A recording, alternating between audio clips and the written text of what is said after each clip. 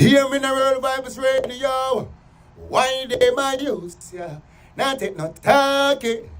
Be careful of some places where you walk. Some no know God. Them not read Bible. Then we shoot you down with them rifle. Do not bring no guns, come to town. It's World Vibes, tell them leave that at home. Them better bring love, come to town. It's I say spread the joy around. World Vibes Radio. I'm not taking this now. Let's go and teach your youth them. Play some good music, educate them.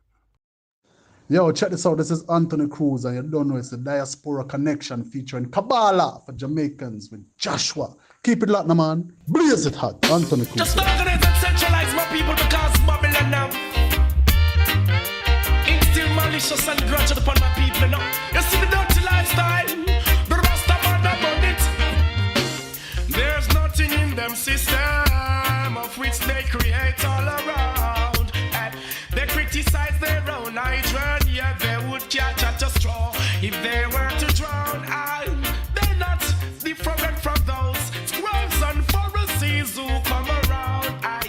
Dialogues in the corners, skylarks on the streets, flirts in the towns. They never do positive, they find a joy making people business their own.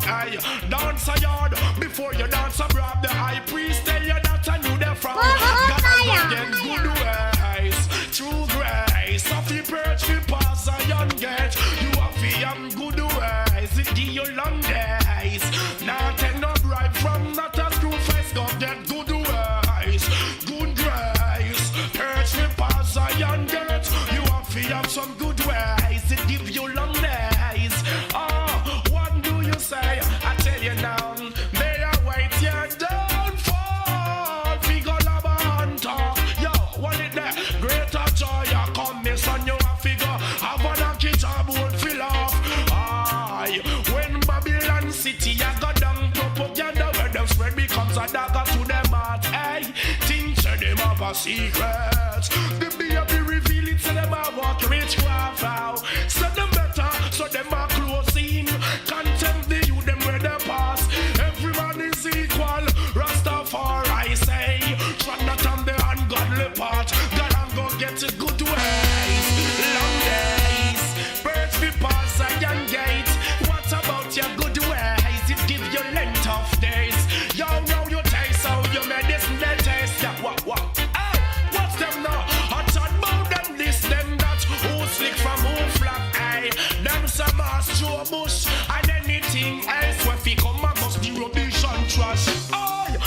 Every day that them practice this same thing they never yet know. Stop, full up a bad mind. Then I want make you want to see your brother drop.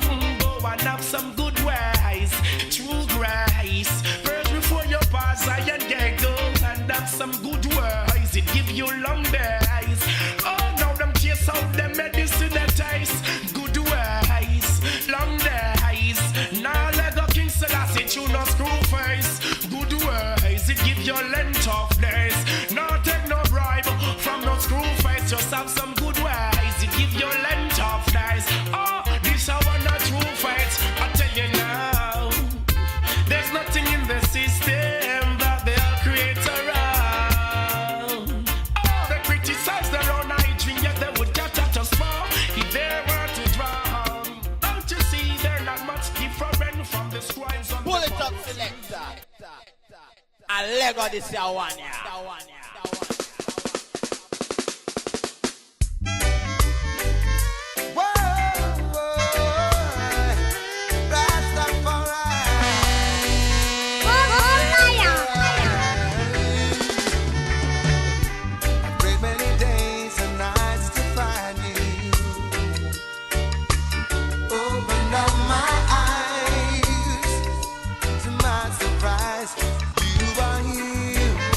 Show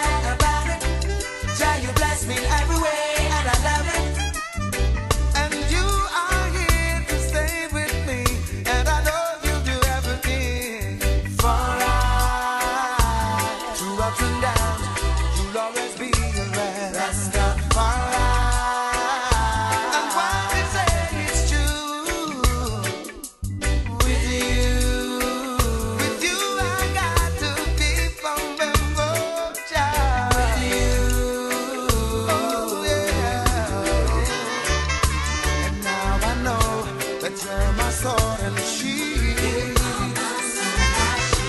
And all I need is your blessing constantly. Yeah. And you have given me this brand new day. Now I'm ready to start over. Just a blessing to know you.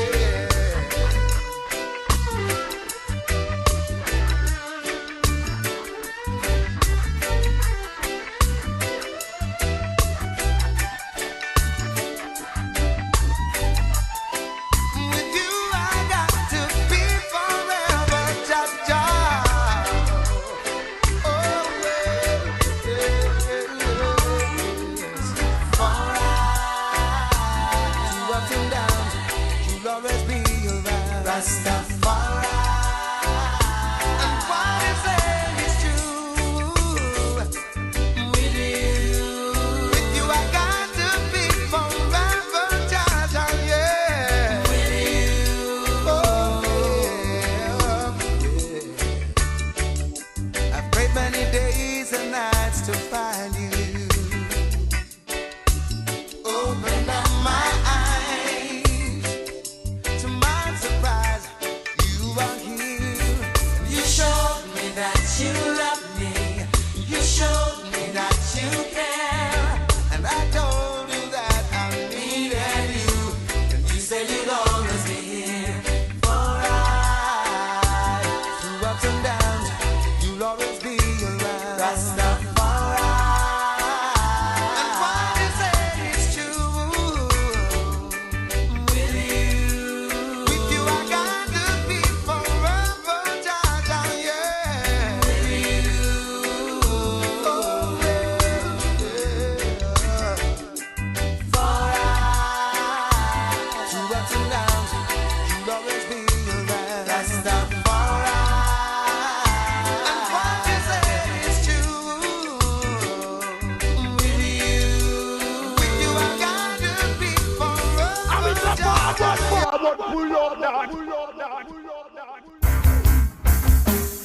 Can someone tell me? Will someone talk to me? What have I done wrong?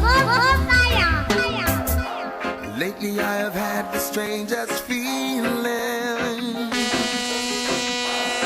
and it's piercing through my heart.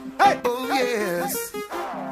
Since of late I've been wondering why some people wanna tear me apart. Ooh, yes. I try my best to do what a man's supposed to do, yeah. And still it seems so hard to make it through. Well, I got to express from the depth of my mind this way I'm feeling, with answers yet to find. Tell me, what am I doing wrong? Why am I treated this way? Yeah. Talk to me, let's have a conversation. Hoping I can make right where I'm wrong.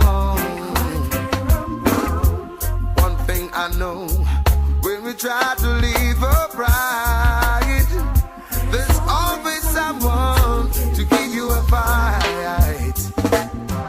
It's not my choice why the people are looking up to me. It's the light of Jah they see. Yeah. Still I'm not too big to apologize. If I've been wrong, just make me realize. But tell me, what am I doing wrong?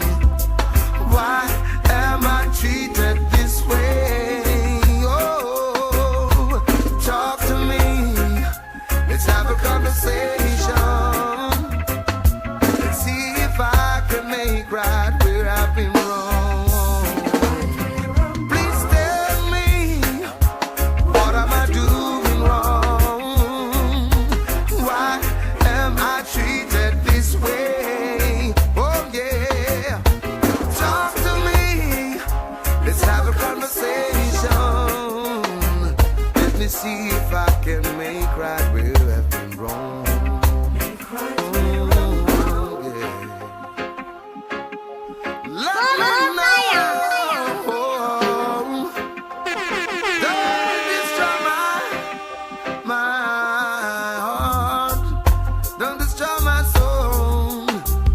try to defeat me, stabbing in my back. Lately I have had the strangest feeling, and it's piercing through my heart. Since of late I've been wondering why some people wanna tear me apart.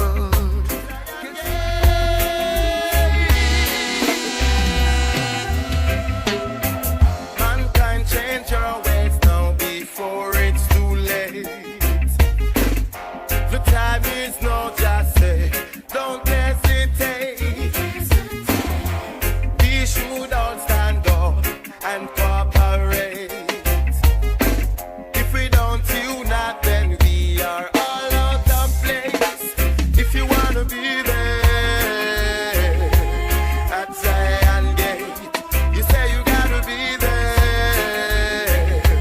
Go set things straight. If you wanna be there at Zion Gate, you say you gotta be there. Go set things straight. Don't tell me that you cannot find a way out. Lord, I'm tired to see youths that drop out. Fulfillment time now, what is to be got to be. Don't be afraid to say, oh God, I'm sorry. If you wanna be there at Zion Gate, you say you gotta be there. I Lego this year one, yeah. Yeah, yeah, yeah, yeah. I'll never go in wrong congregation. Boy, boy, boy, boy, boy. Rastaman a born pagan. I'll never go where the pagans go. Never do what the heathens do. Cause Rastafari give all the guidance. I'll never say what the daddy just say. For Emperor Selassie I trust and obey. Hey, Rasta words of your substance. I'll never go where the pagans go. Never do what the heathens do. Cause Rastafari give all the guidance. I'll never say what the wicked heart say. Neither will I walk in the council no day. Hey, all the eyes be no God. So mythology and illusion I'll be always burning. Corruption and confusion will be shown in the ash bin. Can't fool the Rastaman with your false doctrine, your false teaching. Oh, what a sin thing. Justice in disguise, it's salvation that is seeking. From the throne of David, yeah, it's obvious that you're drifting. You have no respect for the King of all kings. So his name I'll be always exalting. So I'll never go where the pagans go. Never do what the heathens do. Cause Rastafari give all the guidance. I'll never say what the Dalitans say. For Emperor Selassie I trust and obey. Hey, Rasta words are your substance. I'll never go where the pagans go. Never do what the heathens do. Cause Rastafari give all the guidance. Never say what the wicked are say. Neither will I walk in the council no day. Hey, all the eyes be no guys. I'll never go astray from my roots and my culture. Neither will I forget my homeland, Mama Africa. So go me can go and separate from the vipers, from the hypocrites and from the vampires. Hail the King of Kings, for we give it all the powers. Born in Ethiopia, look, it's written in the scriptures. Who are the righteous? Hey, they are the truth seekers. Woe be unto you, for us leaders. So I'll never go where the pagans go. Never do what the heathens do. Cause Rastafari give all the guidance. I'll never say what the Dalitans say. For Emperor Selassie I trust and obey. Hey, Rasta words are your style. I'm in the forward, pull up that. Oh, Jah, here I and I answer to a cry. Yeah, yeah.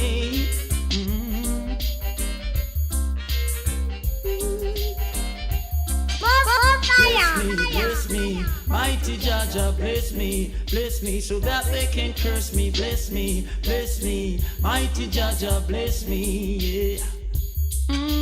Bless me, mighty Jaja, bless me, so that they can curse me. Bless me, mighty Jaja, bless me.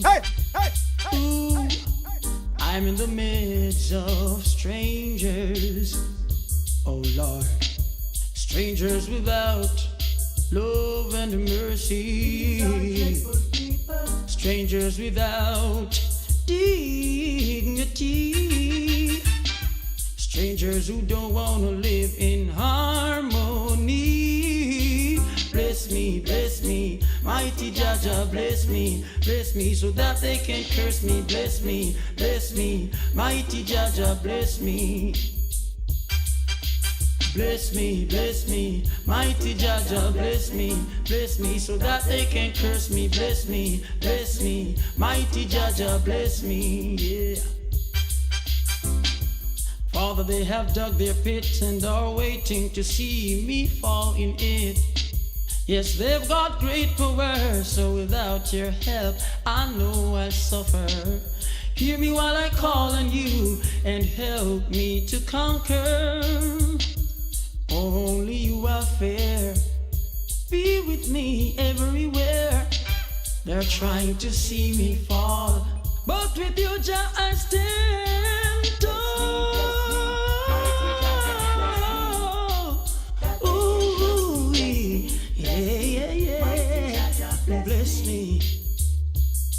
Oh, Jah, bless me. Bless me, mighty Jaja, bless me, so that they can curse me. Bless me, mighty Jaja, bless me, yeah. Why should a man choose to live his life this way, yeah? All you wanna do is fuss and fight every day. Each day you get up, you fuss and quarrel. Oh Lord, dumping your brothers in deep waters and barrels, sisters informing and sisters, sons murdering mothers, fathers hate to see the very sight of their own children. Mighty Jaja, bless me, so that they can curse me. Bless me, mighty Jaja, bless me, yeah. Ooh-wee. Bless me, mighty Jaja, bless me, so that they can curse me. Bless me, mighty Jaja, bless me, yeah. Bless me, mighty Jaja, bless me. I'm in the midst of strangers. Well, good evening, everyone, and welcome to another episode of Diaspora Connection featuring Kabbalah for Jamaicans. My name is Joshua. Welcome to episode 125, today September 4th, 2024. I want to say once again, Chodesh Tov, which means Happy New Moon. We are now in the new moon of Virgo, Hebrew word Elul, E-L-U-L. It is the 30 days prior to Rosh Hashanah, well, now about 29 days. Rosh Hashanah, which is historically known or customarily known as the Jewish New Year. It is the Israelite New Year, but in truth it is the birthday of mankind. Rosh Hashanah is the 6th day of creation, the first day of the month of Tishrei, and that is when the soul, the unified soul, codenamed Adam and Eve, which is both male and female, unified as one. It is the birth of that vessel. What we do here, friends, is we share the wisdom of Kabbalah. Kabbalah is the ancient Israelite wisdom that Moses received on Mount Sinai, was given to the children of Israel, and was further developed by great sages such as Rabbi Shimon Bar Yochai, who the Zohar was revealed. The Zohar is the principal text of Kabbalah, and we have to be so thankful to the Kabbalah Center for making it so widely available to humanity. For it is the Zohar that will bring the peace that is prophesied in the scriptures. Only when mankind has the understanding of the spiritual system and is operating within it and recognizes that his brother and his sister are one and not to buy into the illusion of separateness, that is when peace shall reign upon the earth. And it is the Zohar that will give us that opportunity. So, welcome. And for those of you who are returning, if you heard us last night, I played a few lectures on the new moon of Virgo. And happy birthday to all the Virgonians out there. If your birthday is in the month of Virgo, happy birthday to you. Friends, Kabbalah is not a religion. It is a science. And we are here to share this science with you, the understanding, this wisdom with you. I have been practicing this for the last 16 years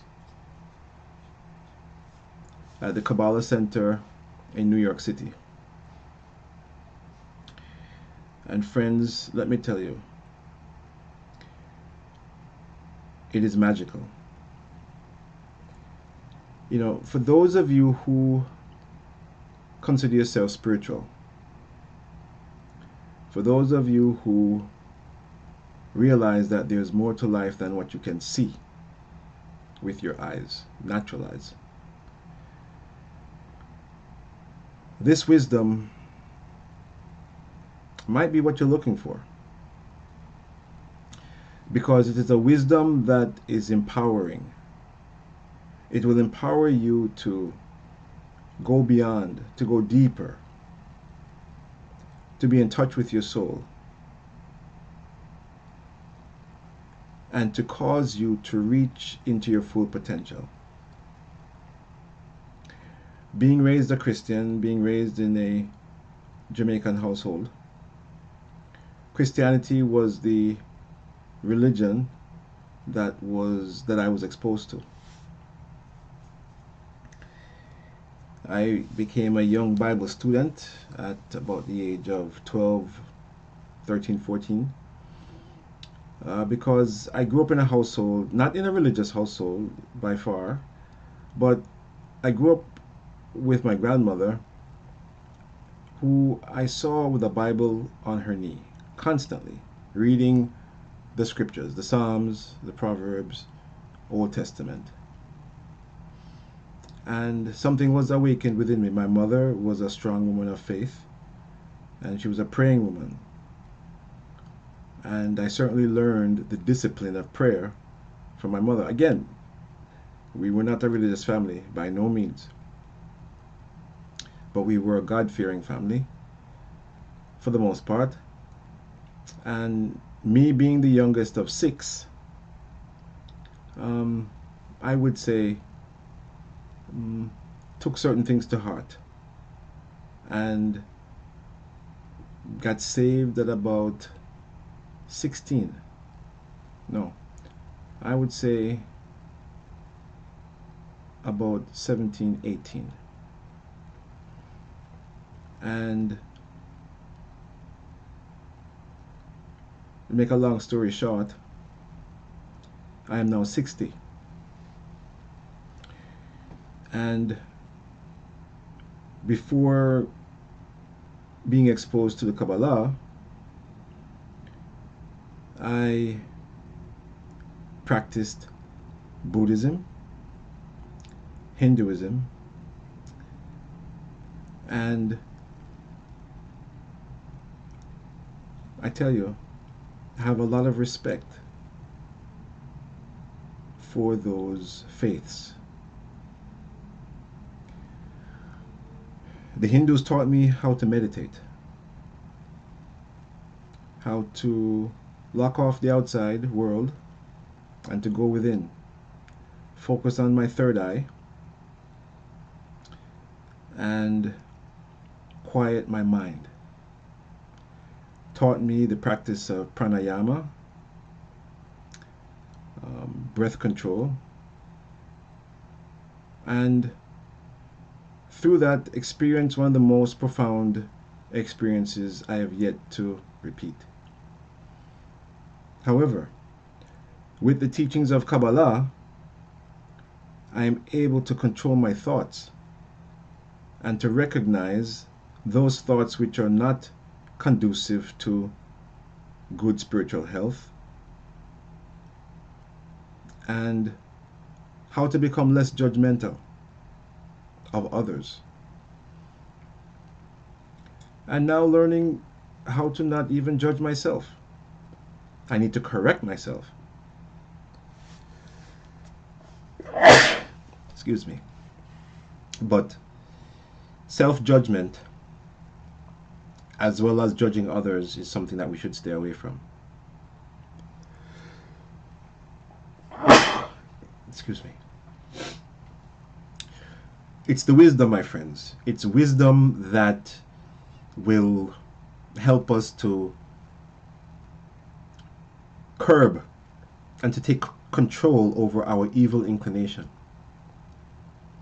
The evil inclination which the Creator Himself put within us. We are a soul contained within a body, being expressed in a physical body, and the physical body is controlled by the evil inclination, aka the Satan. And the teachings of Kabbalah help you to identify that evil inclination and teaches you how to combat it, transform it. Kabbalah teaches that there are only two things exist: the light force of the Creator and the vessel.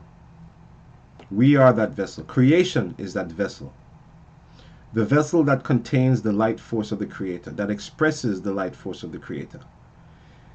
And that light force is expressed in many different ways. Some good and some evil. God has given mankind free will. And that is why there is evil in the world. Why does God allow free will? Because He is not an Indian giver. He has given man free will to do what he chooses to do. Now, there are consequences for performing evil works, because the system that is in place is a system of cause and effect. And the teachings of Kabbalah instruct us on how to perform actions that bring blessings and how to stay away from actions that bring chaos. Again, you have to learn these things. The religion of Judaism was formed based on the science of Kabbalah. Let me repeat that. Judaism is the religion that was formed based on the science of Kabbalah.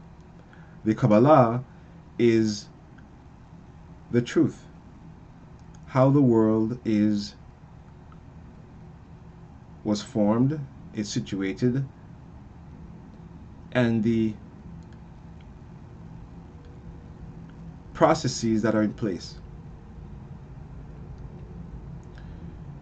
And that main process is cause and effect. Many of you know it as karma. And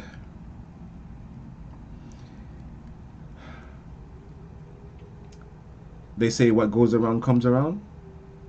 Indeed, that is true. So, again, the teachings of Kabbalah help us to understand the system that is in place and how to navigate the system successfully. In fact, today I was speaking to a friend, actually my niece, and I mentioned something that is so simple and profound. And it is out of Genesis, the book of Genesis. You know, the event that happened in the Garden of Eden, yes, is so widely misunderstood by people. But I want to share this with you. Here's a thought.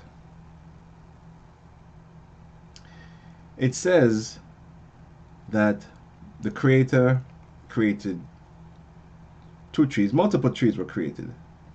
But one tree was called the tree of the knowledge of good and evil, and the other one was called the tree of life. The scriptures declare that the Creator told the Adam, that soul that was created, that of all the trees he may freely eat, but the tree of the knowledge of good and evil he shall not eat thereof, because in the day that he eats he shall die. And it goes on to say that the serpent, which was the most, it says that when the Creator created Adam and separated Eve from him, his wife, which was connected to his back, which he could not interface with at the time until he was put to sleep.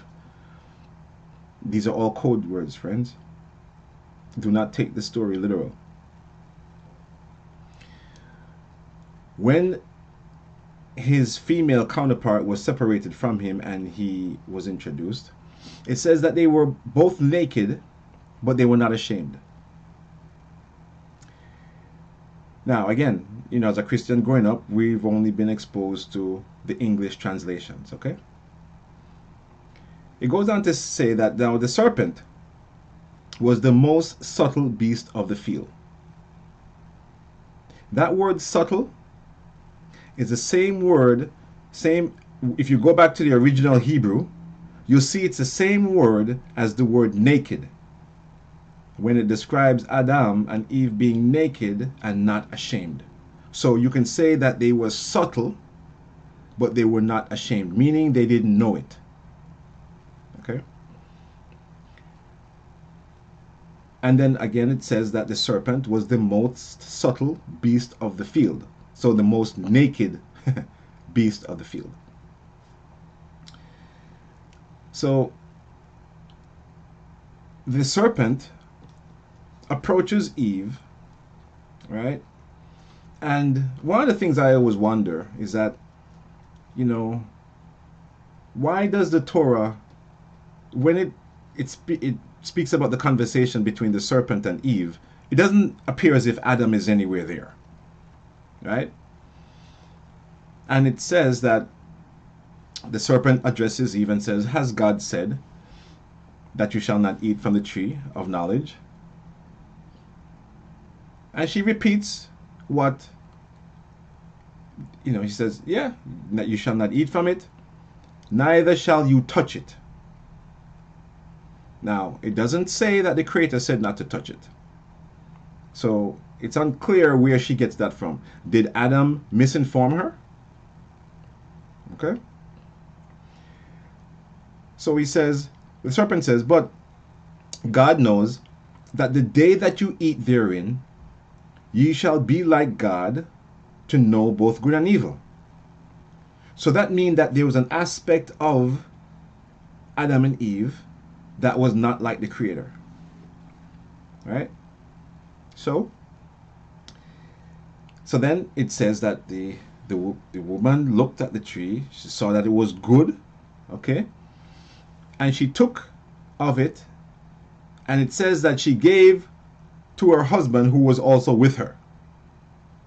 Right? Now again, we ought not to take this literally, it's all code words. It says that her eyes were opened, their eyes were opened. And then the next scene is God is walking in the garden and Adam hides himself. And God says, Adam, where are you? Again,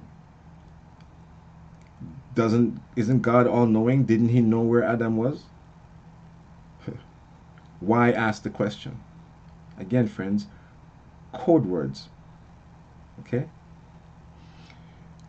Adam responds and says, I was naked, so I hid myself. Again, that word naked, subtle. God says, wait a minute, did you eat from the tree that I told you not to eat of? He says, the woman that you gave me to eat, and I did eat. And what ensues next appears to be, the Creator got angry and curses, Adam and Eve, curses the ground, and curses the Satan, the serpent, okay? Saying that he's going to go down on his, on the ground, and he does for the rest of rest of his life. And the woman is apparently cursed, saying that her desire shall be to her husband, right? Now, I said to her, my niece, that God is a loving God. God doesn't curse. God would never curse. Never curse us, his creation. Right? The Torah makes it seem as if God has the attributes of a human. And you have to ask yourself why. Again, code words, encoded. Maybe it's written that way to trip people up and to make people believe. Well, not make people believe. You can't make people believe anything. It's written. They believe what they want. But in verse 22 of chapter 3, it says, the Creator says, behold, the man has become like one of us to know both good and evil. So that means that prior to eating from the tree of life, that aspect of Adam was not like the Creator. So they achieved a certain level of godliness. Okay? Go back and read it. Genesis chapter 3 verse 22. The Creator says, behold, the man has become like one of us to know both good and evil. Now, hopefully, they will eat also from the tree of life and then live forever. Okay? Hopefully, man, now that he's eaten from the tree of knowledge, because you need to eat from the tree of knowledge to be like God, you need to know good and evil. Yes, free will. God gave us free will. We are the ones who have to choose. But it indicates that unless mankind includes in his diet the tree of life, the fruit from the tree of life, he will die. And if he has a constant diet of the fruit from the tree of knowledge of good and evil, man will die. So friends, the tree of life is the Kabbalah. Learning the Kabbalah is eating from the tree of life, because you will begin to understand what is truth. Not the bipolar or the positive and negative aspects of life. But you need to understand beyond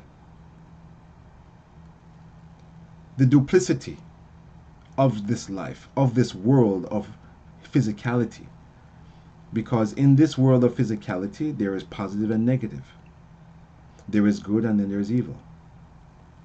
It's very interesting that last 2 portions ago was the, when I say portions, the Torah portion, because every Saturday, which is the Shabbat, we read a particular section out of the 5 books of Moses. So the prophet Ezra was given divine inspiration to divide up the 5 books of Moses into 52 sections. And each Saturday, we read a section from the 52. Sometimes on a holiday, we don't read that regular portion. We will read a special section. So sometimes we have to double up.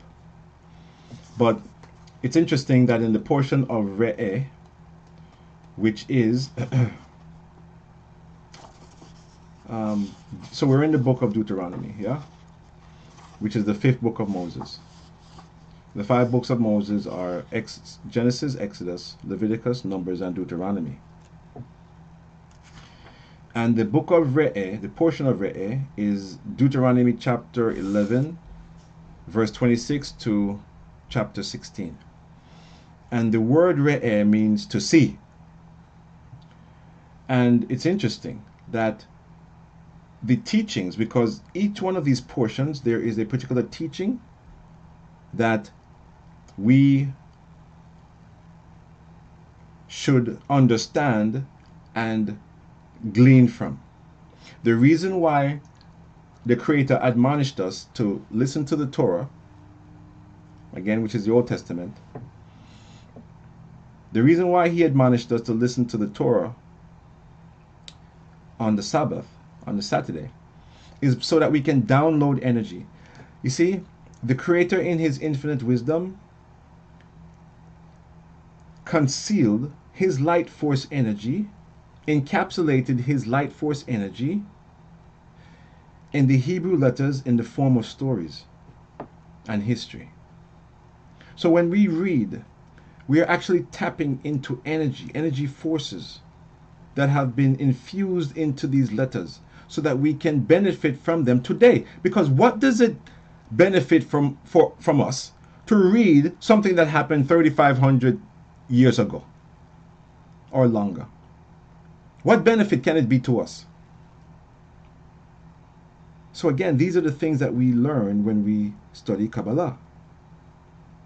We get to understand the why behind the things that we do, or the things that we are admonished or suggested to do. In fact, God does not command. So the 10 commandments, right, again, according to the teachings of Kabbalah, is a corruption. God does not command. God informs us of how things are set up, how things are established, how the thing's set, and it is up to us to interface with it accordingly, right? Similarly, in last week's portion, so which was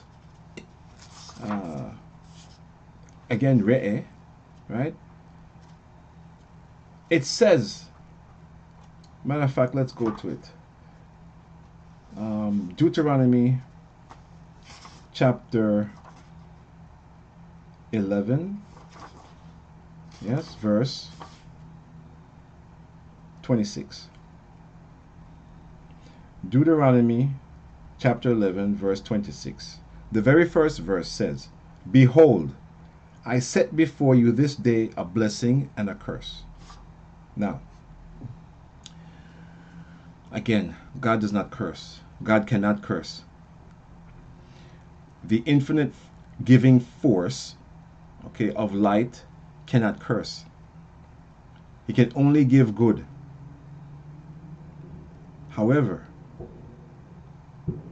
depending upon, now, things happen in our lives that are pleasant, and some things happen that are unpleasant. The unpleasant things, depending upon our consciousness, may be perceived as a curse. Right? It's like, how do you see the glass? Do you see it half full, or do you see it half empty? It's as simple as that. How do you perceive what is happening to you? In fact, we've come to understand that things don't happen to us, they happen for us. What does that mean?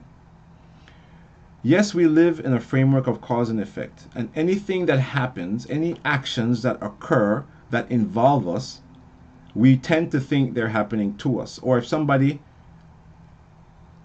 you know, interfaces with you, says something to you, right? Again, we, at most times, if it's unpleasant, we will consider ourselves as a victim, that somebody do me something. But if you look at it as the result of your past actions, whether it be in this lifetime or a past lifetime, oh, and yes, reincarnation is a fact. I know Christianity doesn't teach that, but reincarnation is a fact. The soul never dies.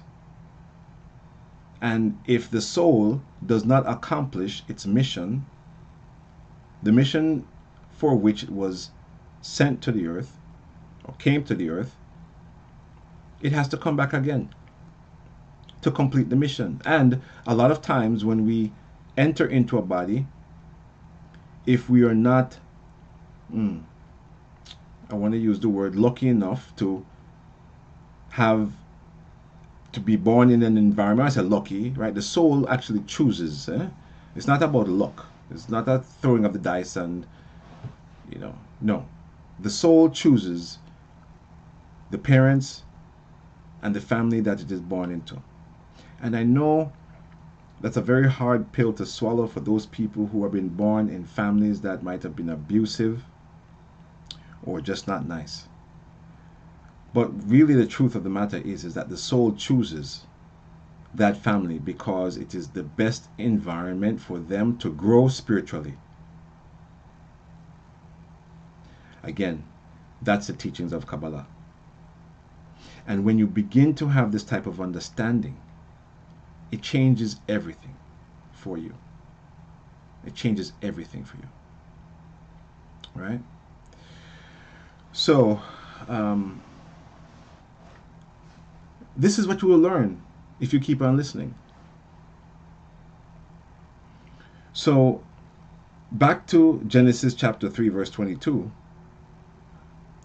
where the Creator says, okay, behold, the man has become like one of us, to know both good and evil. And I know many of you are probably asking, well, who is us that he's referring to? Yeah? I'll keep you with that question, because that's for a discussion for another time. But the Creator says, hopefully now, man will now eat from the tree of life also, and then live forever. Because again, if mankind, if you have a steady diet of the tree of knowledge of good and evil, without eating also from the tree of life, you will die. And not just a physical death, because the death that we're talking about here is not just physical, right? Because you can be walking the walking dead. You can be dead to reality. You can be dead to truth. But you're alive in the body. You could be living a dead life. Okay? So unless you are eating from the tree of wisdom,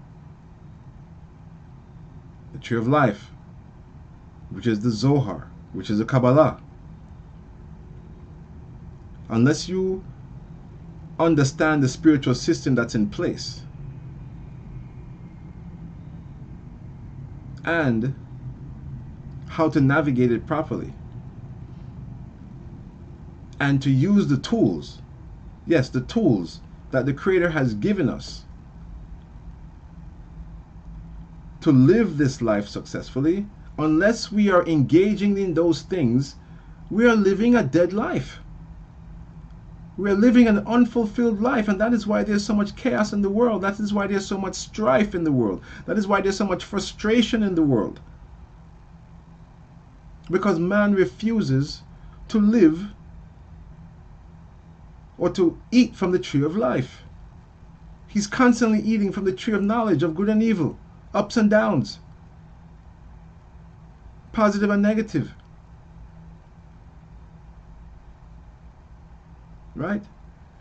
So this is why I study, and this is why I live the Kabbalah, because it brings me life. It allows me to think differently.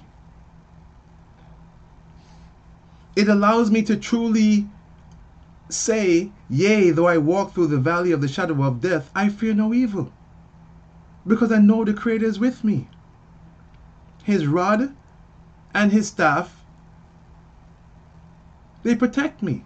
They sustain me. His rod, he will chastise me. He will discipline me when necessary.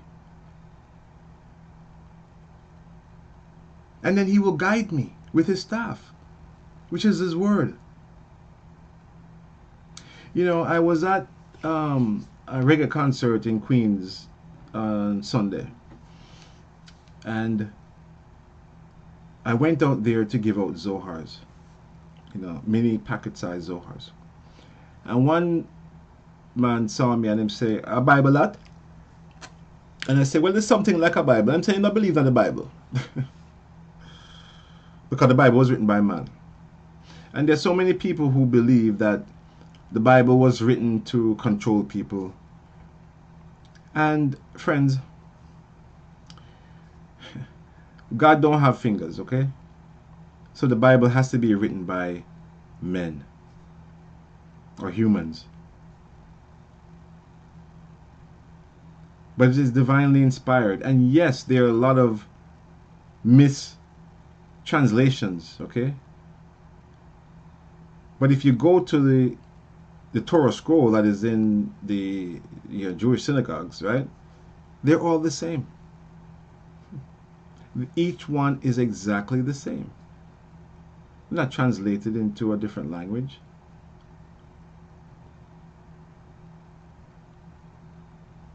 And by the way, Kabbalah is based purely on the Old Testament. Purely. You're not going to hear about Jesus. And if that's a problem for you, I'm sorry. You'll hear about Jesus from me because I will help to relate his teachings to the Kabbalah. For instance, one of the biggest misconceptions about his teachings is when he says that no man cometh to the Father but by me. Okay? And really and truly, what was he saying?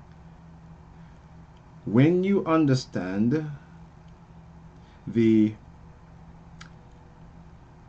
spiritual architecture of the universe, which is represented by the tree of life, which is represented by a geometric figure of 10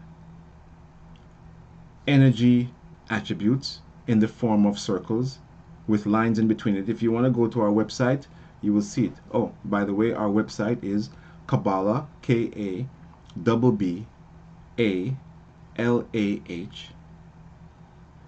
the number 4, Jamaicans.com. Kabbalah4Jamaicans.com. Or if you just Google Tree of Life, okay, you're going to see it show up.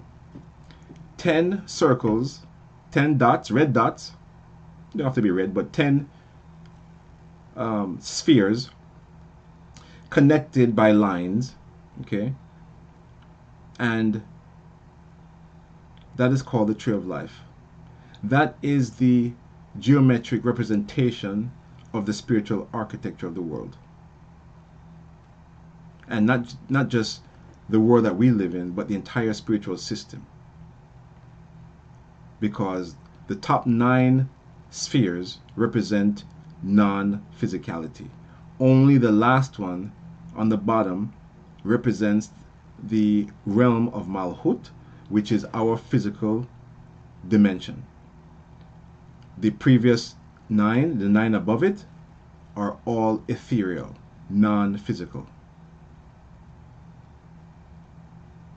And when Jesus said that no man cometh to the Father is represented by the upper three Sphirot, the first three, Keter, Chokmah, and Bina. Right? The upper realm. Yeshua, which is his rightful name, represents the section in that structure known as Zir and Pin, which is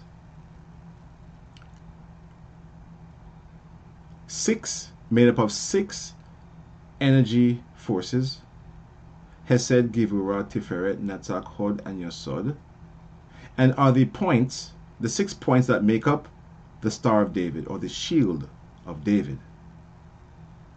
Okay, that's a secret of the tree of the Shield of David. The 6 points: Hesed, Givurah, Tiferet, Netzach, Hod, Yesod. And that area is represented, it is also known as the Son, the S-O-N.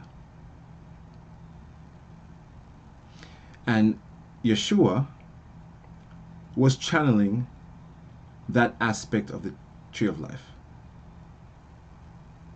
So when he says that no man cometh to the Father but by me, it means that you have to travel from Malhut, okay, from the realm of physicality, and you have to ascend through the middle section, through the central column of Tiferet, through the area known as the Son, the S-O-N, as well as the S-U-N,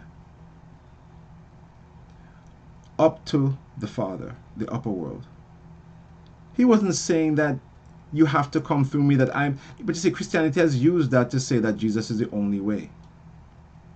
And that was not right. Okay? Not right at all. So, that is why we have a lot of confusion. But again, if you start to study Kabbalah, you will start to learn and clear up a lot of those misconceptions. And you will begin to understand truth. So that was a mouthful. Again, I want to, bring us back to the practicality of these teachings, and to give you things that are beneficial, that will help you, such as astrology. Okay, I know Christianity again teaches against astrology, and again, that's also wrong. The planets impact us. It is not by coincidence that people who are born under various astrological signs behave similarly. It's not coincidence. So, the Kabbalists teach us what understanding we should have, because Abraham is considered the first astrologer. In fact, he was the one who associated with the Hebrew letters with the constellations and the planets. There's a book known as the Sefer Yetzirah, and in that book, Abraham writes about the planets, the Hebrew letters that created the planets, and the Hebrew letters that created the astrological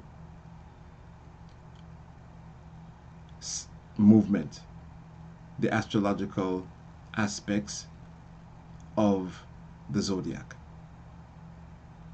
And by understanding those Hebrew letters, so in fact, this month, the month of Virgo, is controlled by the 2 letters Resh and Yud. The Resh representing the planet of Mercury,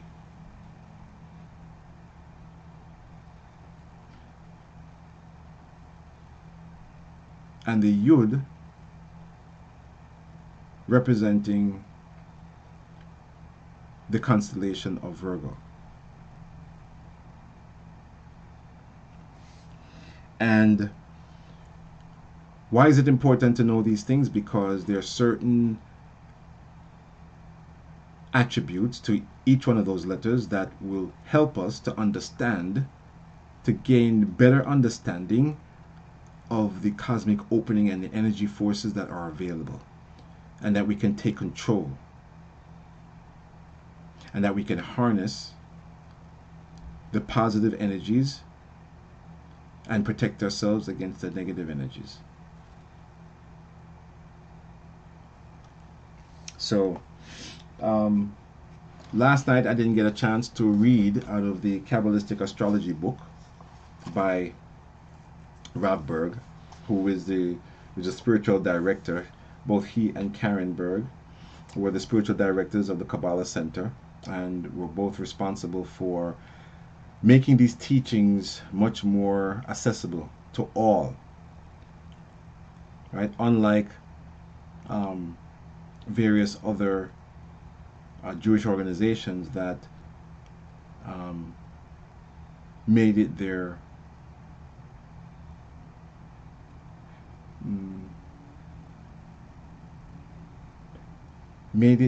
life to not, or to keep this wisdom to themselves and not spread it. Okay? But thanks to the Rav and Karen, they made this wisdom available to anyone who wants to study and to learn.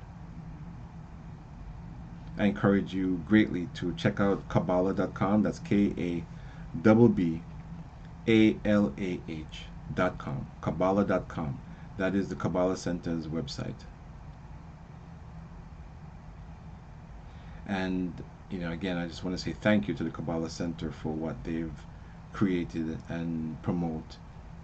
And thank you for all of the free Zohars that you've been giving me to give out to the Jamaican community. There is a move, there is an effort to bring, in fact, they sponsored a contingent into Jamaica in 2018 where we gave out thousands of Zohars. There was about maybe 20, a group of 20 or more that went to Jamaica to give out Zohars, and we had a Shabbat there, and we went to government offices, and we were in various aspects of Kingston. Some went to Ocho Rios and gave out a few, and as we speak, there are students. We have students in Jamaica right now that are representing and are giving out Zohars. And there's a temple in downtown Kingston, Duke Street, right? Shir Shalom Temple, and they are one of our partners in disseminating Zohars, because again, they understand and they are assisting us in getting Zohars into the hands of anyone who will take one. So I want to thank Shir Shalom Temple for their assistance. Yes? Okay. So again, back to astrology. It's important for us to know what's happening, so that we can take advantage of the energies that's being available. So I actually want to go back and play the lecture that I played last night, and I'm going to start it from the beginning, which is basically the new moon connection to the time of Virgo, because this is in preparation for Rosh Hashanah, and because they've already said it, I'm going to allow them to say it, and they say it very well. The spiritual director of the Kabbalah Center, he and his wife, both the Rav, their parents, Michael's parents, the Rav and his mother, Karen, have now passed on, and the mantle has been given to him. And so you don't listen. I'll come back a little later, and we'll wrap up. We're here Tuesday and Wednesday nights, and Sunday night actually, where we do a 30-minute Zohar reading. Kabbalah Center has a Zohar channel. So on a Zoom link, they have various parts of the world, yes, doing readings of the Zohar. Oh, in fact, you can see the Zohar online. at zohar.com. Zohar.com, where you can see the Aramaic. And there is an app, actually a free app, that will allow you to hear the words of Zohar. Yeah? Allow you to hear words of Zohar. So, if you're interested, send me a text. Again, I can, get you more of this information so that you can start to do your own study.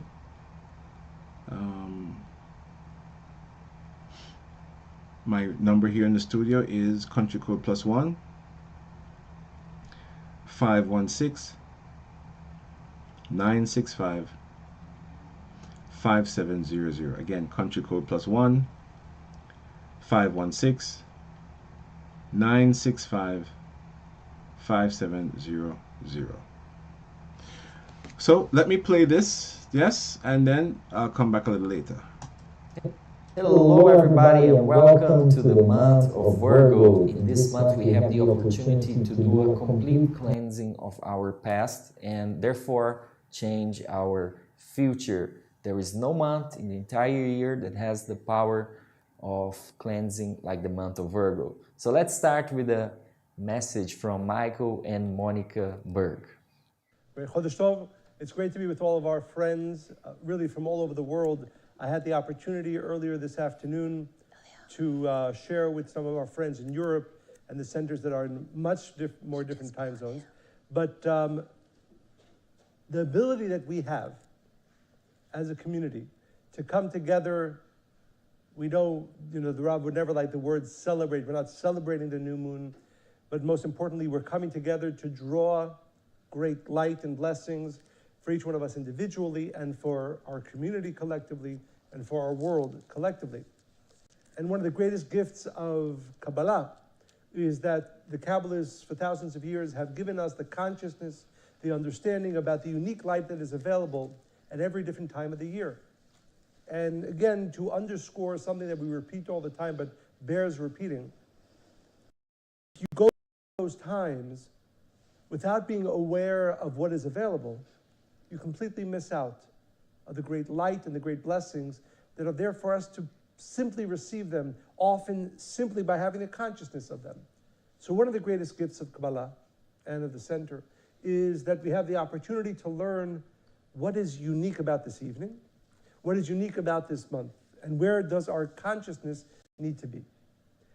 But before we go into an explanation of some of that, some of the unique light, the unique gifts that are available, I really want to point out something that really inspires me and makes me very excited about this evening.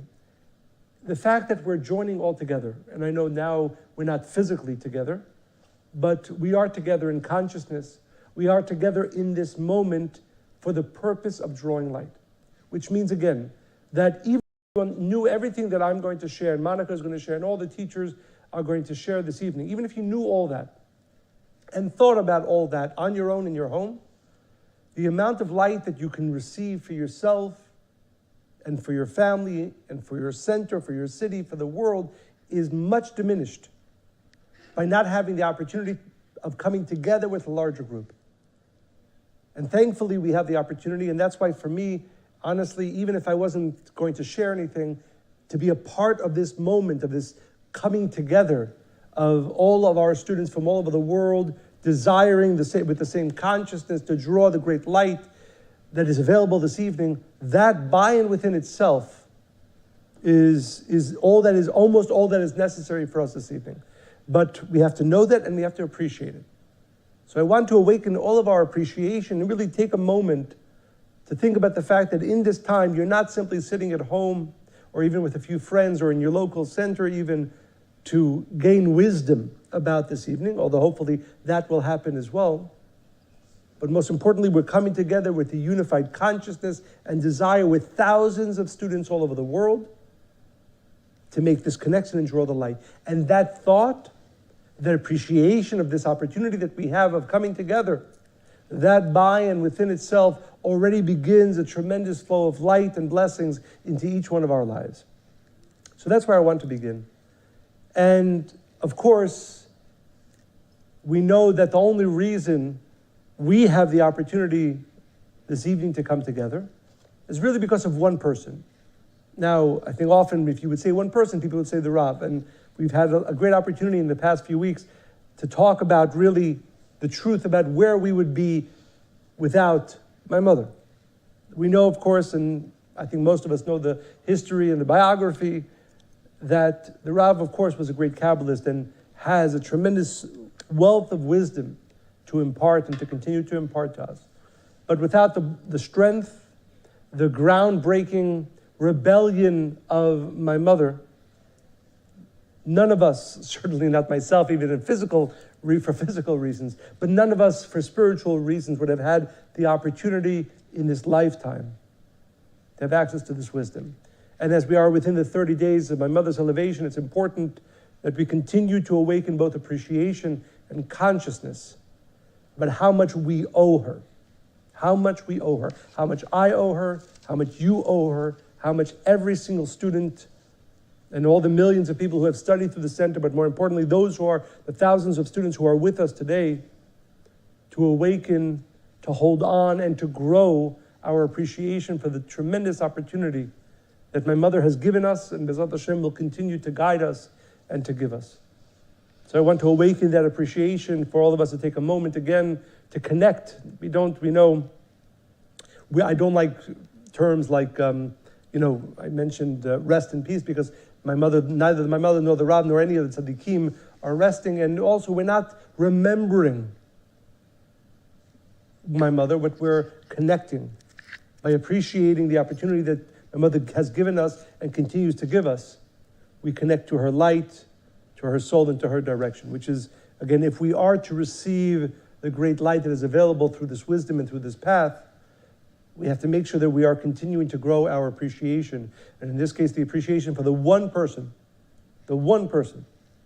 who we, without her pushing and fighting and arguing and all the other trials and tribulations that she went through, none of us would have this wisdom. So after awakening those two appreciations, I'd like to share a little bit about the tremendous, tremendous power of this moment in time, what we need to know, and a little bit of what we need to do. The Kabbalists teach every month has its own unique gift, light. What's unique about Elul? Elul is called the month of Tshuva. That word is translated in many different ways. Those of you who have been students of the center for some time, you know that it's about looking inward, looking at our lives, what we've done, what we haven't done, any negative actions that we've done, any negative attributes of ourselves that we want to correct, that we want to transform, that we want to elevate. The month of change. That's what this month is. Of course, we desire to change, and we need to be pushing towards change throughout the rest of the 11 months. But the truth is that there is no month within which we can change to the core. We can change completely in the most positive and most elevated ways, like the month of Elul. So when we hear the concept, the Zohar speaks about it at length, of tshuva, what it is the gift of change, the gift of transformation. No other month of the year has the power to assist our transformation like the month of Elul, the month of Virgo. Now, let's delve a little bit more deeply into that concept of tshuva, so that, again, with consciousness, with awareness, with understanding, we can gain the light of transformation. I touched upon this on Shabbat. Those of you who've seen the teachings from this past Shabbat, if you haven't, I do strongly recommend that you watch it, because we shared a fundamental transformational teaching from the great Kabbalist Rabbi Menachem Mendel of Vitebsk. We touched upon this idea that we will go a little bit deeper into right now. So, up until now, when we thought about, again, even those who've been, I think, been studying for 15 years, for 20 years, for 30 years, when we thought about this month and we thought about tshuva, We thought about, again, the work that I hope and I am assuming that your teachers are sharing with you and will share over the next month, how to delve inside, how to find those areas that I need to transform. How do I find those areas and those actions that I have done that I need to transform? That's, I think, the general understanding, even in the spiritual way, of the concept of tshuva. But the Kabbalists revealed to us something more deep, more powerful, more inspiring, more exciting. We know that there was a discussion that occurred, the Zohar tells us, that occurred between the Creator and the angels before the creation of this world. As the process of creation was about to begin, before it began, before the Big Bang, before there was any inkling of a physical universe, even of the creation of the unified soul of humanity, which then broke into the pieces of all the souls that have ever lived and will ever live, the angels brought up the consciousness. They say to the Creator, these humans that you are to create, they will have free will. They will have an ego. They will have a desire to receive for the self alone. And because of that, built into the system is the fact that they're going to fall. They're going to make mistakes. They're going to hurt people. They're going to hurt themselves. You cannot even begin the process of creation without finding a way of correction. And the Creator, of course, agreed with this reality, and he said, therefore, even before creation, the first thing that will come into being is a force called tshuva. This force called tshuva is what? It is not the process by which we delve inside, again, necessary, an element of it, that we delve inside and we find what we've done wrong and we go backwards and begin to transform it. That's the later manifestation of the concept of tshuva.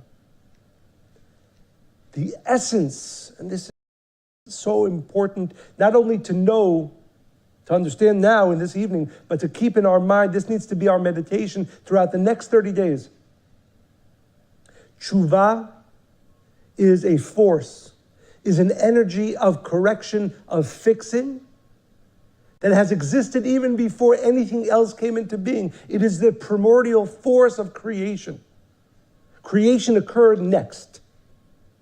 The Big Bang, the world coming into being, humanity being created, the souls of humanity being created, that came next. First and foremost was this unbelievable light, energy, that is endless, and that when touched, changes everything. Changes everything that is negative into positive. Changes every single darkness into light. Changes every single mistake into the greatest idea we've ever had. Tshuva. That's what tshuva is. Tshuva is not the processes we go through. Those processes that we go through to correct, those are the ways that we can tap into this unbelievable force, wellspring of light called tshuva. What we need to do in this month is touch that light. Because when you touch that light, it enters into your being, and it does all the spiritual surgery necessary to take you from any lack to fulfillment, from any darkness into light, from any mistake to the greatest thing you've ever done. That's what the force of tshuva, it is a force of fixing, it is a force of correcting, that again existed even before the creation of our world. And that is what opens up tonight. That is what opens up to us in this month, the closeness, and that's what the Zohar speaks about when it says, Karov Hashem lechol korav, lechol asher yikru bemet. And in this month, the Zohar tells us, all those who call out to the light, to this light of the force of tshuva, more available than any other time of the year. It's important that we understand this change in consciousness around tshuva. That's what's available. Yes, we will do work and we will talk about it, and your teachers will talk about it, and Monica tonight will talk about it. Oh, what do I need to do? What is the work that I need to do, the conscious work? But don't think that that's what tshuva is? Those actions are ways by which you can touch the great wellspring of light, the primordial light called tshuva. That is the same light. It is from there that what's called Mashiach, or the removal of pain, suffering, and death, will come from. And as the Zohar tells us, and this is so beautiful, now we understand, the Zohar tells us that what is the light of the Zohar? The light of the Zohar is the light of tshuva, is the light of binah, is the light that came before the creation of our world. A tremendous, tremendous wellspring of light that when you start touching it, and as I said, even if you don't do anything else this month, but wake up every single morning and be aware, the wellspring of tshuva is available to me. And I ask for that light to come into my life, into my being, into my essence. And that by and within itself, without any other work, will already begin the process of transforming any internal darkness into light, any internal negativity into positive energy. So that's the first, that's the beginning, so important. But then the Kabbalah says something again, which is so beautiful, so powerful. And again, sometimes people make fun of me for this, but this is what's exciting me about this month. This is what's exciting me about this evening. The Kabbalists then say the following. We spoke about this force that existed even before my soul existed, before your soul existed. But the Kabbalists add another element of understanding. Because this energy of tshuva, this energy of fixing, of correcting, of change, existed before the creation of the world, when the process of creation began, every aspect of creation was imbued with the primordial energy of tshuva. So everything that then later came into being also has an aspect, an element of the force of tshuva in it. The chair that we're sitting on, the computer you're watching this, or the iPad you're watching it, the trees that you might be looking at, the building you might be sitting in. All the physical and certainly all the spiritual beings and energies that came into being in the process of creation and that will ever come also have within them this connection to that light of tshuva. Because nothing can exist without a connection to the first, which is that light of tshuva. Mostly, the Kabbalists say, where is the greatest force of tshuva in existence? It's within me, within you, within every single one of us. So it's not simply this force that exists outside of me that will come into my life and into my essence and correct all that needs to be corrected and transform all that needs to be transformed, but rather I can actually awaken it internally. I have such a wellspring, and you and every single one of us has such a wellspring of this force of light, of change, of correction, of fixing. But I have to know that it exists. You have to know. No matter, and this he says, therefore you have to say, even if you've done, and again, I'm not talking about, even if a person has done the worst thing in the world, the worst negative action in that moment where he or she resides, they have within them all the force and the light that they need to fix it. You and I exist with a concealed, but we need to reveal it with our consciousness, with our understanding. Yes, with our work as well, as we will learn further. This energy of fixing exists within me. If you don't know that, you'll never reveal it. But if you understand that, there's nothing I can fix with the light that I already have within me, but I have to know that it's there and I have to ask for it and allow it to come and bathe me, overwhelm me.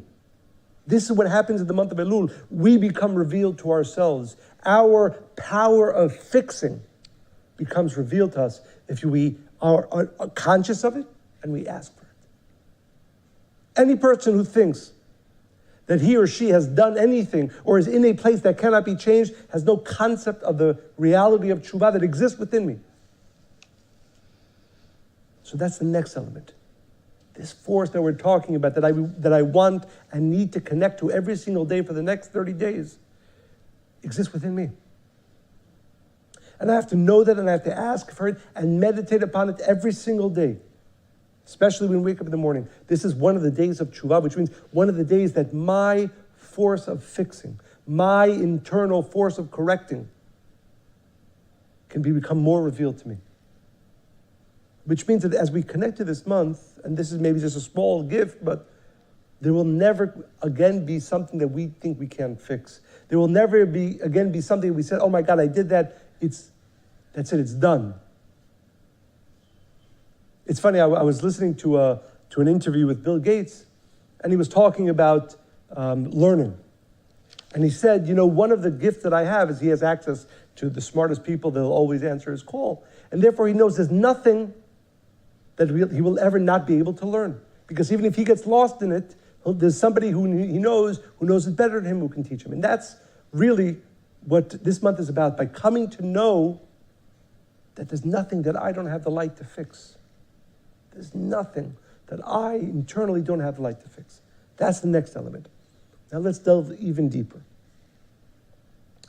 The Kabbalists teach once you begin awakening your internal light of tshuva, your internal force of fixing and correcting, you are attaching yourself to that primordial energy force called tshuva.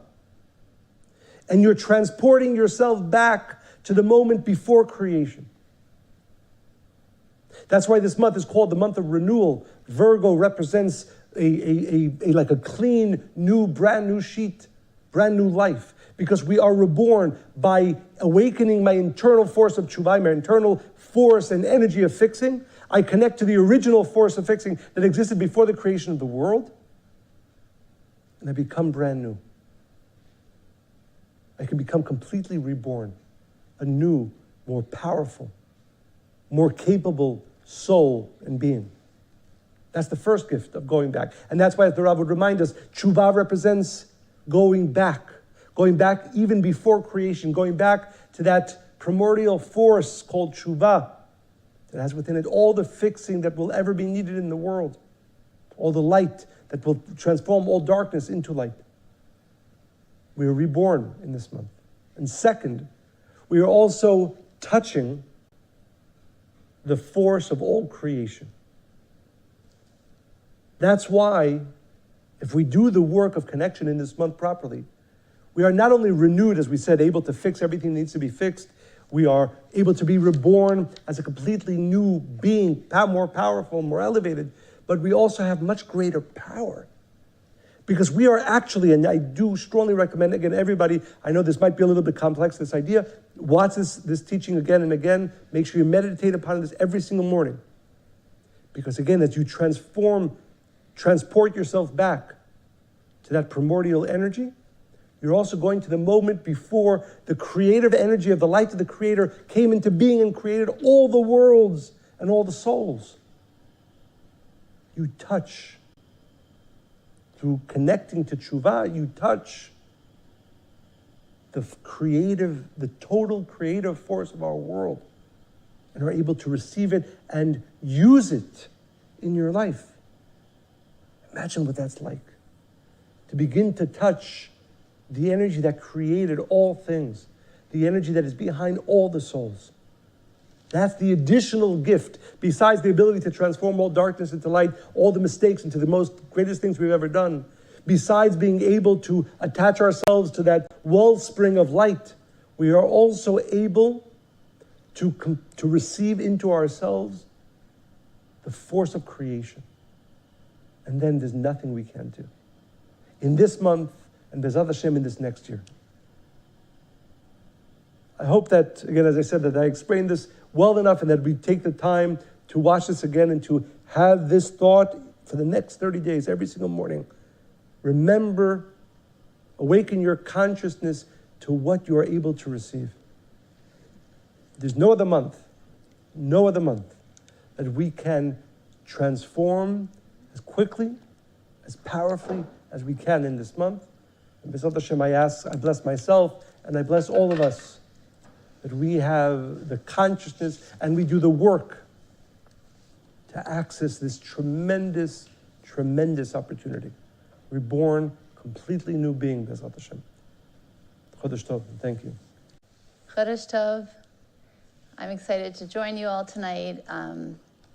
It's a very powerful month, not just because it's my birthday, but Virgo has many gifts for all of us. So we're leaving the proud, determined energy of Leo, and we are going into the powerful and practical energy of Virgo. And this month is all about taking an unflinching look at your actions in the past year, your thoughts, a real checklist of the way you behaved, the things that you said, that you didn't say. And that can be difficult if we're being honest. It's about looking at each day that we had for the last year. And we look at times where we said things we didn't mean to, or we didn't say things that we wish we had. That on some days we were kind, on other days we were withholding. On some days we were angry, other days we weren't. Some days we were helpful, other days we were hurtful, right? And I really want to just take a minute for everybody to pause and think about the last year. And I think for most of us, it was a difficult year. It was a lot of the unknown that had crept in, a lot of uncertainty, doubt, fear. And I think that when those kinds of things happen, often we don't act in our highest self.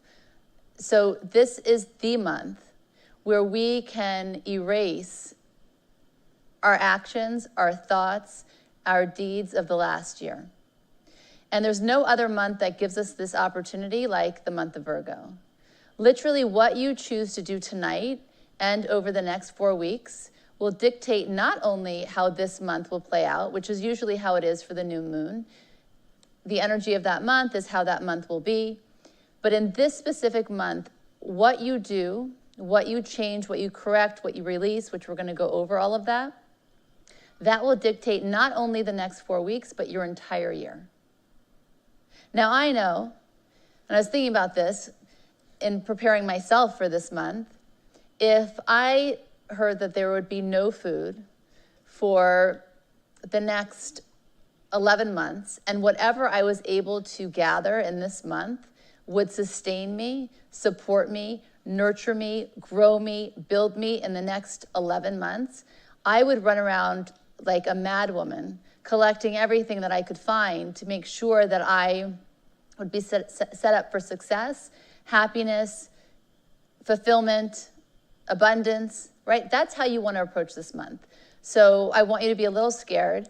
I know when Mikhail and I do our Spiritually Hungry podcast, we're always like, okay, we're scaring people too much, not enough. Is it your turn to scare them, my turn to scare them?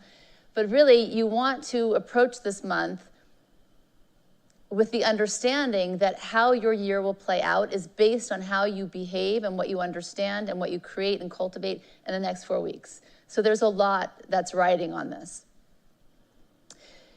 So yes, this month is intense, and I don't want you to now meet it with shame, regret, worry. Oh my God, I was horrible for like 5 of the months.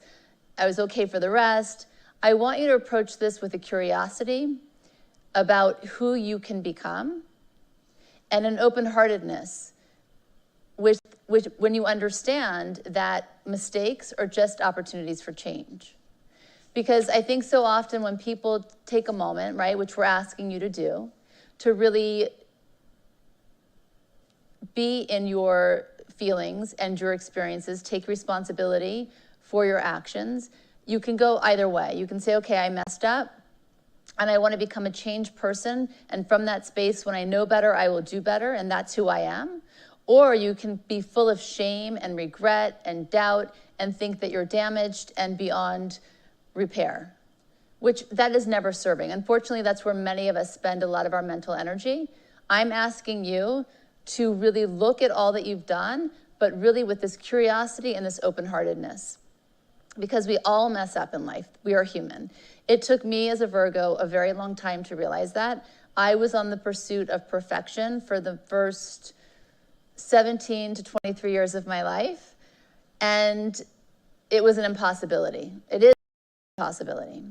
When I finally started to embrace change and really understand that my imperfections were the best parts of me, the flaws were the opportunities for me to really step up and choose who I wanted to become instead of going through the motions of life, that's when I really started living. So as humans, we will make mistakes. What sets us apart from anybody else is that we have the ability to right our wrongs. That's where your free will comes in. That's where your choice comes in. That's where your power comes in. So I want to touch upon this fundamental Kabbalistic idea that when we do behave in a negative way, we do create an energy around us. And that energy stays with us. Now, how do we stop the negative energy that we have created through our actions that we're not proud of from manifesting? Because that's what we're really interested in, right? We're going to do things, it's going to be wrong, it's not going to feel great in the moment. And then we say, I'm sorry, or we think that, if I just admit it, then it's gone. And that's a part of it. But to really stop any of that energy that now you've created from manifesting, there is one powerful thing that you can do. And Mikhail touched on it in a very elevated way, but that's the idea of tshuva, repentance, which is basically a cosmic eraser. It's where you can go back in time and you can erase all the things that you did. Because we want protection from this, right? Nobody wants to bring this kind of karma into the next year. So your opportunity in this month is to create a new pathway for yourself, a new being, a new way of living, right? I know I want that. And for me as a Virgo, again, I'm very connected to this idea because it's interesting. We need the precision of a Virgo, the ability to see, what's wrong in a picture. I love those highlight games. I don't even know if they're still out. It was a magazine and you have to look at the picture and see what's missing. Like there's a banana growing in a fire engine or, weird things. And I used to love that because I was so good at finding that. We want to take that kind of detailed eye and focus it on the parts of ourselves that we know don't serve us. Not with blame, not with shame, not with regret, but with, again, that curiosity of, I know that I have the potential of being better. You want to connect into your soul's potential of who you are meant to become, who you are destined to be. That is the power of this month. So for the next 4 weeks, I want you to breathe, live this idea. Tshuva is connected to change. And those of you who listen to what I say sometimes, I love talking about change. Again, it's not how I came into this world. I really liked to have rules and structure and know my routine, my schedule, the beginning of every day, the end of every day. I wanted to be in control. For me, that was the highest level of strength. And I realized that was my greatest weakness because it's impossible. When I started to embrace change, that's when everything in my life started to really shift and work for me instead of against me. When we talk about change, we tend to, of course, we like the idea of change, but we tend to equate it with our most painful memories, those times in our lives that were met with challenges, because change does create that. But if you're honest with yourself, we should also give change the respect it deserves because it also is there for your happiest moments. Change allows us to create a different experience. Change allows us to see the world in a different way. Yes, it can be uncomfortable, especially if you resist it. It's a little painful, but ultimately, it's the freedom that we are all looking for. It's the freedom that allows you the ability to arrive with who you are on your own terms, where you are able to give and to receive in the highest form of who you are destined to become.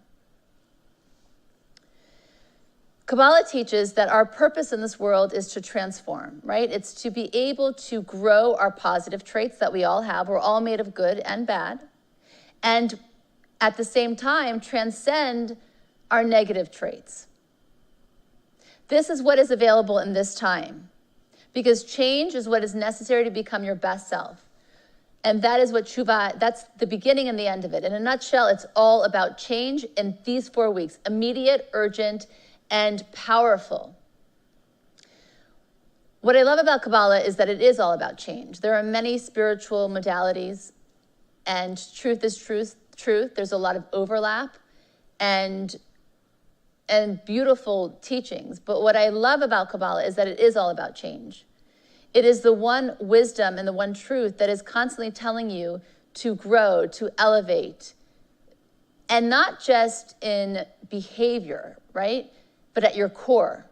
You don't want to be a little bit happier or a little bit less judgmental or a little bit less angry. You want to be completely different at your core. And actually, it's possible.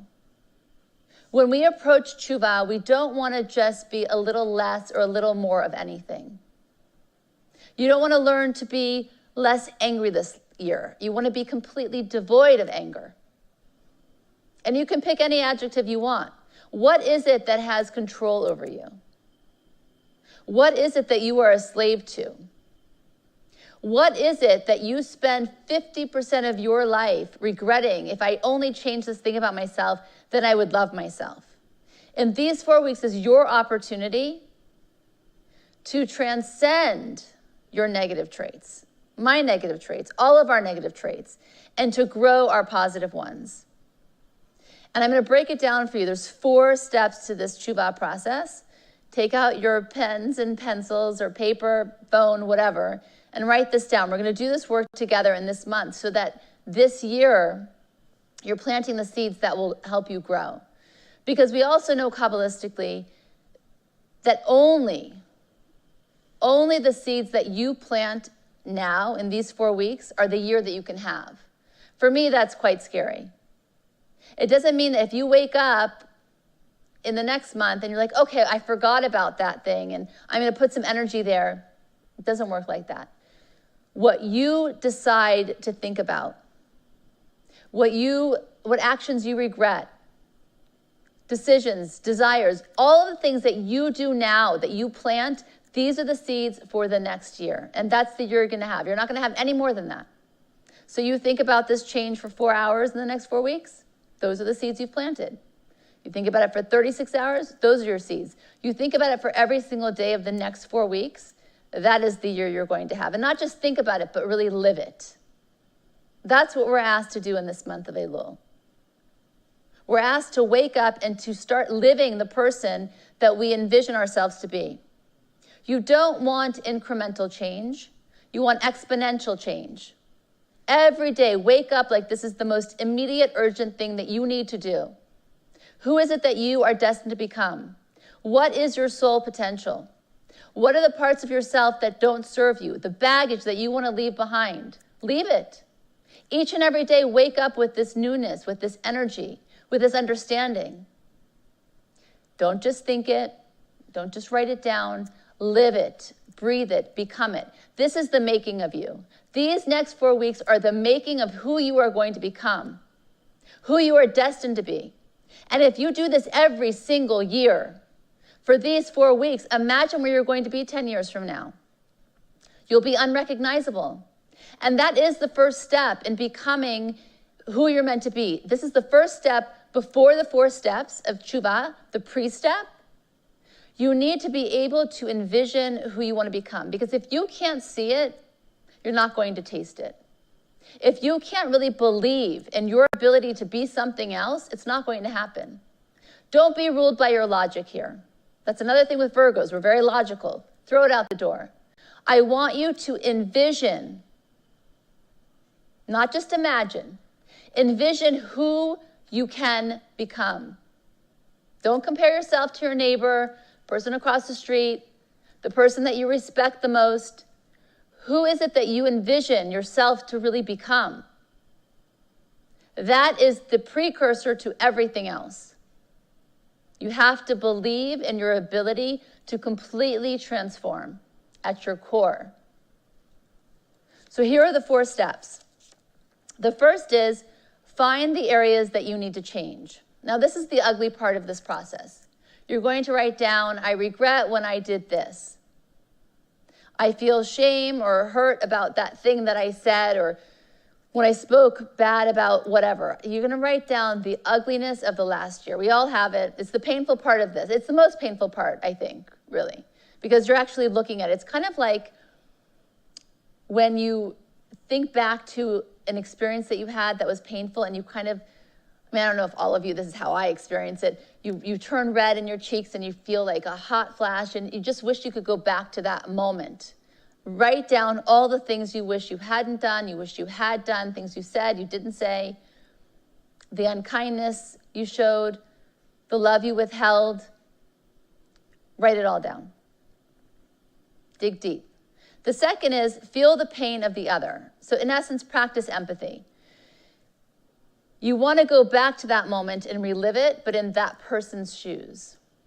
Not in yours. It's not about justifying why you did what you did. Really relive the experience based on how that must have felt to them. This is also painful. But it's through this pain, right? We talked about change. It's through this pain that you actually are able to transform and elevate. The third is put atonement into action. Reach out to those that you hurt. And you might not have a relationship with them anymore. You might not want to have a relationship with them. And this is why it's so difficult. Because it's not about saying, I'm justified in what I did because remember what you did? No. This is just about going back and atoning for what you did. It's about holding yourself accountable. Because at the end of the day, this process is all about you and the Creator. All the people that are in this movie, they're just pawns for us, and we are for them, in this game called life, for us to transform and to elevate and grow. That's all that it is. So this is about taking true accountability. And the last step is to completely let it go, which is the most difficult, because often we think we let things go, and then they come back, and then we let them go, and they come back 3 months later, and then they come back from somebody else. Then that person comes back in our lives. It's very hard to let it go. To let something go requires forgiveness. And not just forgiveness for those that you feel harmed you, but also forgiveness for your own actions. I know so many people who are stuck and don't live a life of joy and happiness because they keep reliving and repeating that thing that they did that they just wish they could take back. Let it go. It's not going to serve you. It's not going to serve them. When you relive your most painful parts of your life over and over again, you know what that does? It steals away from your joy in the moment. It steals away from your happiness. It steals away from your ability to see your perfected self, to see who you can actually become because you're so busy looking at all the things that you did wrong. You're never going to go forward if you stay in that consciousness. And there's so many blessings that are just waiting for you if you are able to move past this last step. So, in essence, the power of Virgo represents for us perfection. But I want to explain this because, again, I hate that word now. But before anything comes into existence, there's a moment of perfection that precedes it. So if we look at the beautiful things in nature, if we look at a flower before its first bloom, right?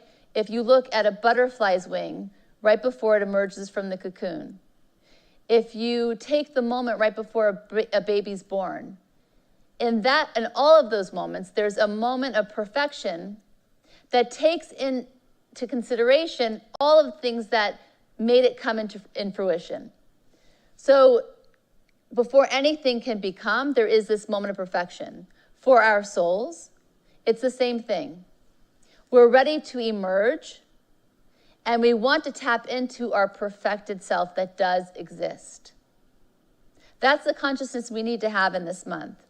The true gift of Tshuva, the true gift of Virgo, the next 4 weeks, embrace who you can become, embrace change, forgive, let go of the past, and really take an honest account of who you were to fully be able to become who you're meant to be. That's what these 4 weeks are about. It's powerful, it's exciting. Be kind to yourself, be curious, and get ready to do the work.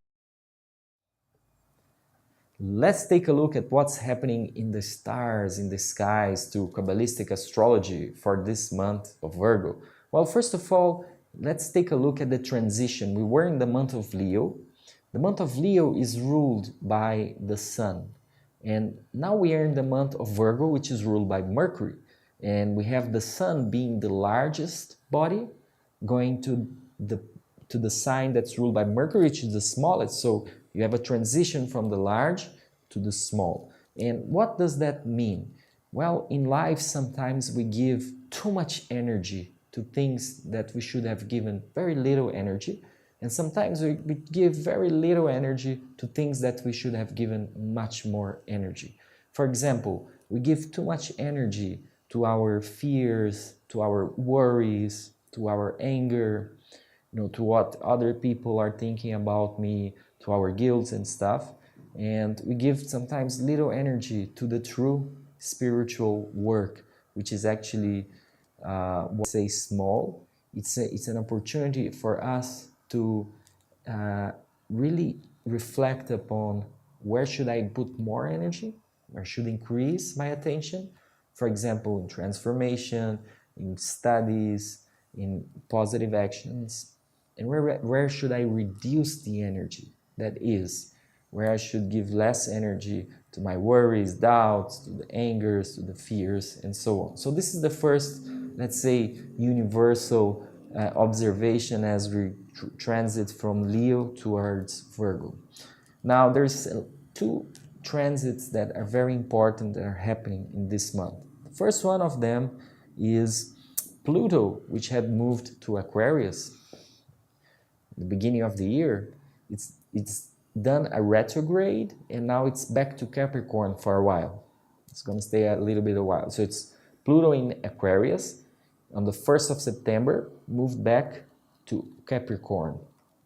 And we know in the first Kabbalistic book called the Sefer Yetzirah, which is the book of formation, it says that Capricorn is the sign connected to anger. And the Kabbalists speak a lot about the connection of the constellation of Capricorn with anger. This means that in the month of Virgo, we all will have the opportunity to work upon our anger issues. It's a month to pause. Just pause. Do not react. The light is in the business. Because it's a month of cleansing. So instead of falling to anger, we should see the situation as an opportunity, an amazing opportunity for a high level of cleansing. That's the first thing. It's the very main thing. The other transit that's happening in this month is that Venus, that was placed in Virgo, now moved to Libra. And Venus in Virgo, it's not so comfortable in the sign of Virgo, because Venus, in astrology, the planets are comfortable sometimes in the specific constellation, and when Venus is in Virgo, everything becomes too much judgmental in relationships, and it becomes like a burden. Sometimes life loses its beauty. Venus is the planet of beauty. And when Venus goes to Libra, it's at home. Venus is the ruler of Libra, which brings more harmony in our relationships.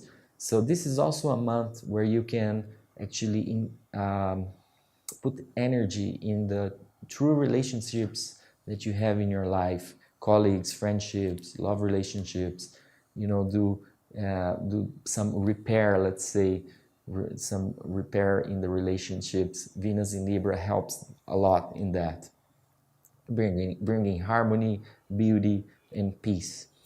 And another important transit that we have this month is that it's the month that precedes Rosh Hashanah, which is the Kabbalistic New Year. So the month of Virgo, it's all about cleansing. And we know that the sign of Virgo, it's a sign that can easily see what's wrong. And there are two ways to use this energy. You can see what's wrong and go to sadness or judgment or fear, or we can see what's wrong within us and be happy because we're having the opportunity to actually see our blockages. And in a non-judgmental way, in a loving way, strive towards change. So the constellation of Virgo, it's the constellation that shows what's wrong. It's by default. But it's not what we do with that, it's within our hands. Am I going to take this energy and become critical and judgmental? Or am I going to take this energy and transform? So I hope you have an amazing month of Elul, as it says in Hebrew, for the initials of Ani le dodi vedodi li, which is a love phrase. It says Elul, you know, it's like the Creator telling us how much He loves us, and may we use this merciful energy to transform and have the best time of our lives. All the best. Chodesh Tov. Well, there you have it, friends. I tell you, wow, jaw-dropping, really and truly. And for those who are serious about change, this is your opportunity to do so. You know, I wrote down the things that Monica had mentioned that we should do to really take advantage of this time. So I'd just like to repeat them before we sign off here. The precursor, right, is to envision who you want to become, right? Who do you want to be? And the first thing is you have to find those areas where you want to change. Look at yourself where you are currently, and based upon where you want to get to, determine what changes you need to make. Second is to feel the pain of others. So, you know, when we're looking at ourselves and we recognize that we behaved in manners that were not necessarily nice and could be painful to others, try and put yourself in the other person's shoes. You know, too quickly we're justifying our actions, and this is not the time to do that. This is the time to take full responsibility, right? Regardless of how the other person behaved, we're responsible for how we react. Thirdly, we want to put atonement into action by taking accountability, right? Again, recognizing that regardless of how the other person behaved, you reacted or you said or did what you did. So recognize that and don't flip it in that, well, the other person behaved this way, that's why. No. Take accountability for your actions. And four, learn to let go. Learn to let go of the painful things. One of the things that Monica mentioned, is that when we keep bringing up the pain of the past, we are not enjoying the present, right? We are bringing pain from the past into the present, and that doesn't serve anyone other than the Satan. So those are the four things. And you know, again, right, this program, Kabbalah for Jamaicans, is designed to share this wisdom, the wisdom of Kabbalah, the wisdom of the tree of life. Can you now see how this is considered to be the tree of life? Remember, if you have a constant diet of the tree of knowledge, you will die. You have to incorporate the tree of life, the fruit from the tree of life, which is wisdom. You have to incorporate that into your life for you to continue to live, and to live successfully, not just kicking the can down the road, being miserable and complaining and feeling that there is no light at the end of the tunnel. No, you have to recognize that there is a light at the end of the tunnel, and when you start believing that, you will begin to see that. So for the whole month, right, this is the things that we're going to be talking about in preparation for Rosh Hashanah, which is October 3rd and 4th, the evening of October 2nd, 3rd and 4th. So until next time, friends, this is Joshua, and you've been listening to the Diaspora Connection featuring Kabbalah for Jamaicans. Good night.